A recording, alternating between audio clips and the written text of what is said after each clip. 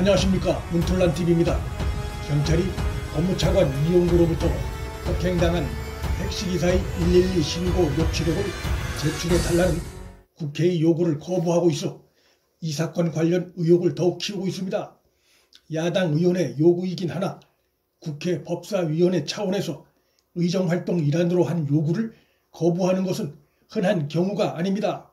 경찰은 녹취록 제출 거부 이유로 차관 이용구에 대한 사생활 침해 우려를 들고 있습니다. 이건 설득력이 극에 떨어지는 주장입니다. 이미 피해자인 택시기사의 최초 진술서가 공개된 마당에 112 신고 녹취록을 사생활 이유로 공개 못한다는 것은 설득력이 떨어집니다. 최초 진술서는 사생활이 아니고 112 신고 녹취는 사생활이란 말인가? 경찰의 태도는 앞뒤가 안 맞고 설득력이 떨어집니다. 신고받고 출동한 경찰관에게 행한 택시기사의 최초 진술엔 차관 이용구가 아직 운행 중에 택시기사의 목을 잡고 욕설을 한 내용이 담겨 있습니다. 최초 진술 보고서를 작성한 경찰관도 특가법 위반이란 내용을 명기한 사실도 드러났습니다.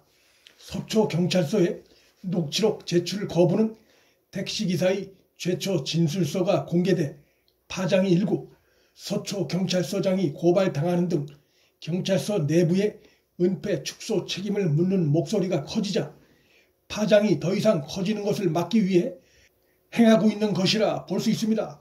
차관 이용구가 현재 정부의 고위공직자 신분이란 점에서 또 경찰서의 고위공직자 출신 봐주기 의혹이 일고 있다는 점에서 또한 이 사건이 국민들의 관심이 큰 사안이 됐다는 점에서 경찰의 이 같은 태도는 혐의를 받고 있는 고위공직자 사생활 보호를 이유로 국민의 알 권리를 침해하는 행태이기도 하고 은폐 축소 의혹을 더욱 키울 수 있는 행태입니다. 이미 차관 이용구가 택시기사에게 욕설하고 폭행한 내용이 다 드러났고 기본적인 사실에 대해선 그도 시인하고 사과까지 한 마당에 무슨 사생활을 더 보호할 게 있다는 것인지 매우 의아합니다. 이 사건은 불과 한 달 조금 더 되는 시점에 일어난 사건으로 신고 녹취록이 폐기됐을 리도 없습니다. 112 신고 녹취록은 최초 진술 보고서 내용을 확인할 수 있는 자료가 되고 무엇보다 이 사건 관련한 피해자의 최초 진술이란 점에서 매우 중요한 의미를 담고 있습니다.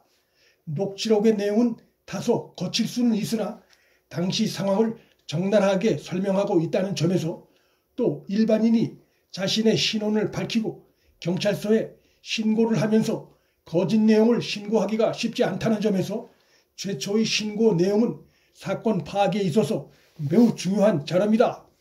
경찰이 자료 제출을 거부하는 행태를 보임에 따라 당시 112 신고 녹취록에 공개되지 않은 다른 내용들이 들어있는 게 아니냐는 의혹도 일 수 있어 이런 추가 의혹 확산을 막기 위해서도 경찰은 112 신고 녹취록을 공개하는 것이 바람직합니다. 112 신고 녹취록 공개가 가장 필요한 이유는 무엇보다 왜 최초 진술 보고서 내용과 사건 발생 사후 후 운전자의 진술 내용이 달라졌는지 그 이유를 파악하는 데 도움이 될 수 있기 때문입니다. 택시기사 최초 진술서엔 차관 이용구가 목적지에 도착할 무렵 운전자 목을 잡고 욕설을 했다고 되어 있습니다. 그런데 사흘 뒤 다시 작성된 보고서엔 도착할 무렵은 차가 멈춰서고로 목을 잡았다는 멱살을 잡았다로 또 욕을 했다는 부분은 생각해보니 승객이 나에게 한 것인지 확실하지 않다로 운전자가 진술을 바꾼 것으로 기록되어 있습니다. 미세하게 바뀐 것 같이 보이나 사실 운행 중이었느냐, 차가 멈춘 상태였느냐, 목을 잡은 것이냐, 목 주변을 잡은 것이냐, 또 운전자에게 협박성 욕을 한 것이냐, 승객이 자기 혼자 말로 욕을 한 것이냐는 폭행죄로 처벌함에 있어 그 처벌 수위에도 큰 차이를 불러올 수 있는 내용입니다. 폭행 행위뿐만 아니라 운전자에 대한 욕설 등 협박도 특가법의 처벌 대상입니다. 지금까지 드러난 차관 이용구의 택시기사 폭행 상황을 담고 있는 자료는 크게 세 가지입니다. 첫째는 112 신고 녹취록, 둘째는 출동한 경찰관에게 행한 최초 진술, 그리고 마지막으로 사흘 뒤 경찰서에 출석해 택시기사가 행한 수정 진술인데, 만일 첫째와 둘째 자료, 즉 112 신고 녹취록과 최초 진술 내용이 동일하고 최종 진술 내용과 차이를 보인다면 이는 최초 진술 내용이 사실에 더 부합한다고 판단할 수 있는 중요한 근거가 됩니다.